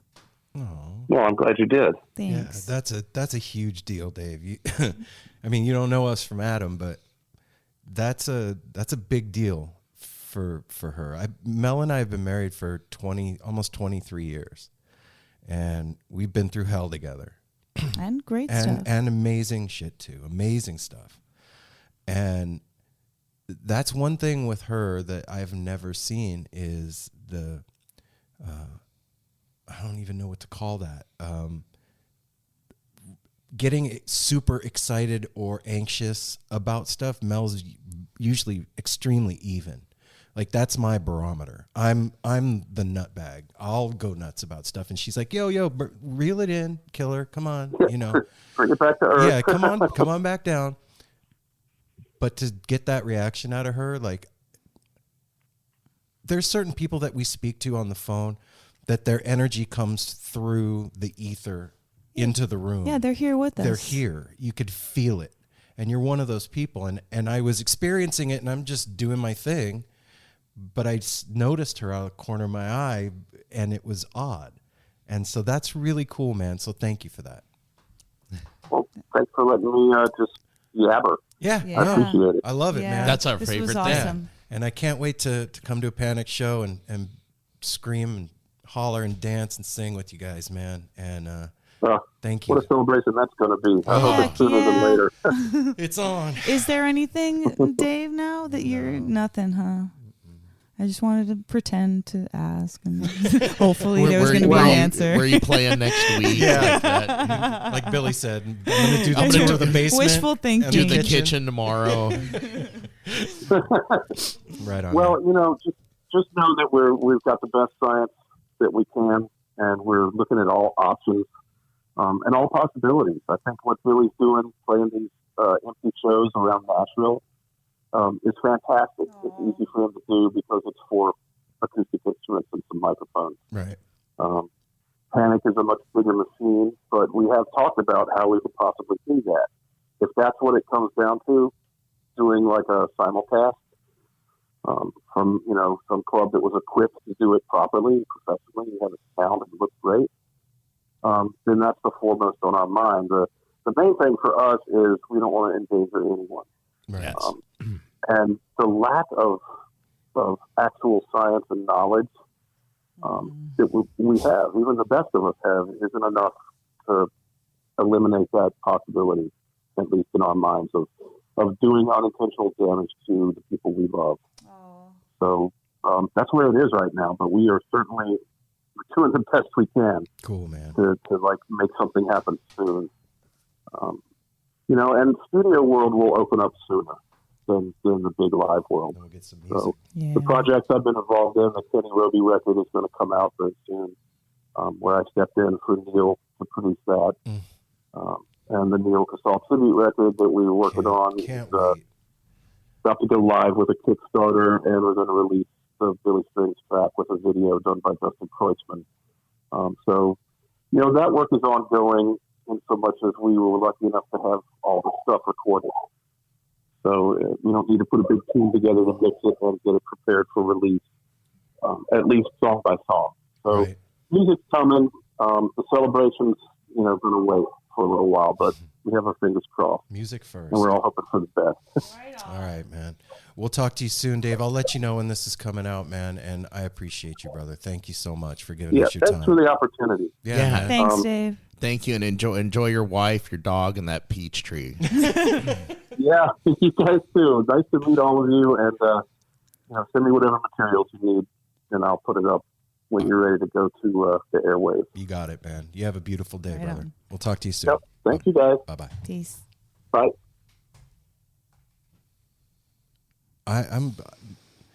should we even bother with the I don't even know. end of I'm that? floored. I'm goosebumped. I'm not even going to bother. You guys take care of each other. Smile at a stranger. Do all the stuff and things. And thanks for listening to amazing stuff. We'll talk to you soon.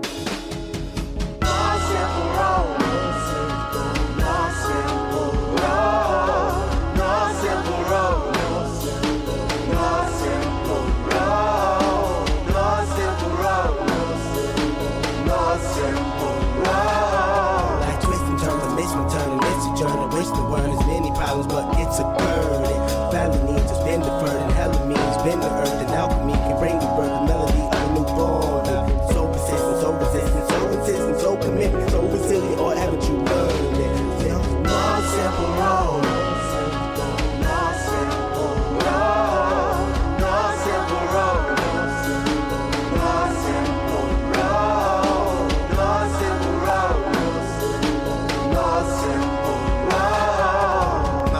Shattered as I focus through the spot in the corner that is still intact. The react is both a defense mechanism as well as a fear. We've traveled this road before, so we may think, but it's a tad bit of strange similarities that feed an A equal A complex. The fears of your past do not equal the perplexities of the current road.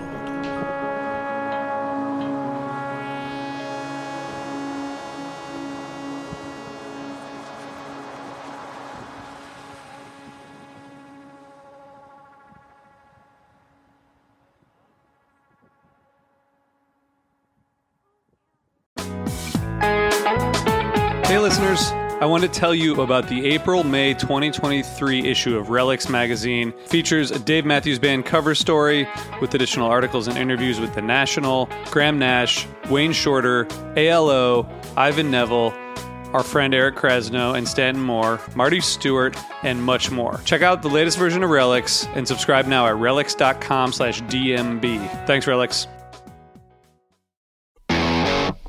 Ever wonder what a punch from Elton John feels like? Or how you'd cope with having turned down the chance to be in Nirvana? Or what signal Keith Richards gives when he wants you to get the hell out of his hotel room? Fans of Too Much Effing Perspective don't have to wonder, because they've heard these exact stories and a jillion others on our podcast. I'm Alex Hoffman, former tour manager for Radiohead. And I'm musician and comedy writer Alan Keller. On the TMEP show, we get guests like Nancy Wilson from Heart, Jeremiah Frates from the Lumineers, and Modern Family's Julie Bowen to tell us things they may have only shared with their therapist, clergy, or a TMZ stringer. So join us on Too Much Effing Perspective. That's EFFING Perspective. The only podcast you crank up to 11.